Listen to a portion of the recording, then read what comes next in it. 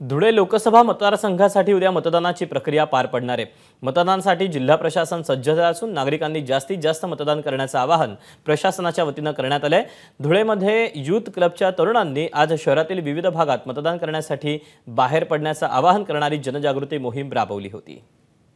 लोकसभा निवडणुकीसाठी राज्याच्या अंतिम टप्प्याचं मतदान उद्या होत आहे आणि मतदानाचा टक्केवारी वाढवण्यासाठी विविध उपाययोजना सुद्धा करण्यात आल्या आहेत। असंच धुळे येथील युथ क्लब या युवकांनी धुळे शहरात आज सकाळीच मोठी रॅली काढली आणि या रॅलीच्या माध्यमातून त्यांनी मतदारांना आवाहन केलं आहे की जवळपास एक दिवस हा आळस करू नका, मतदान करा आणि मतदान करण्यासाठी हे युवकांनी या ठिकाणी आवाहन केलं आहे। या धुळे युथ क्लबचे हे युवक आपल्यासोबत आहेत, आपण त्यांनाच विचारूया नेमकी काय संकल्पना आहे तुमची ही? आमची ही संकल्पना मतदार जनजागृतीची आहे। आपण मागच्या काही टप्प्यांमध्ये बघितलं की उन्हाचा तडाखा असेल किंवा काही कारणास्तव मतदानाचा टक्का घसरला आहे, मात्र धुळे लोकसभा जो मतदारसंघ आहे त्यात भरभरून मतदान दरवेळी होतं आणि यावेळी देखील तो मागचा रेकॉर्ड तोडला गेला पाहिजे, यासाठी आम्ही जनजागृती करत आहोत।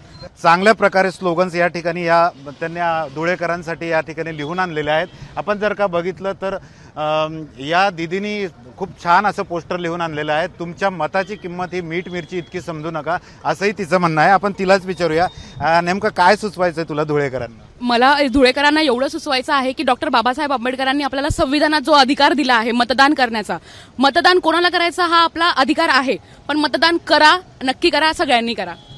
तर नक्कीच धुळेकरांना हे मतदान करण्याचं आवाहन करत आहे। मतदानाची टक्केवारी ही वाढवण्यासाठी शासन दरबारी सुद्धा अनेक उपाययोजना करण्यात येतात, मात्र या धुळे युथ क्लबने ही जनजागृती चौकात चौकात धुळ्यात ही अशा प्रकारे केली आहे। कॅमेरामन शांताराम तायडेसह डॉक्टर संजय महाजन, एबीपी माझा, धुळे।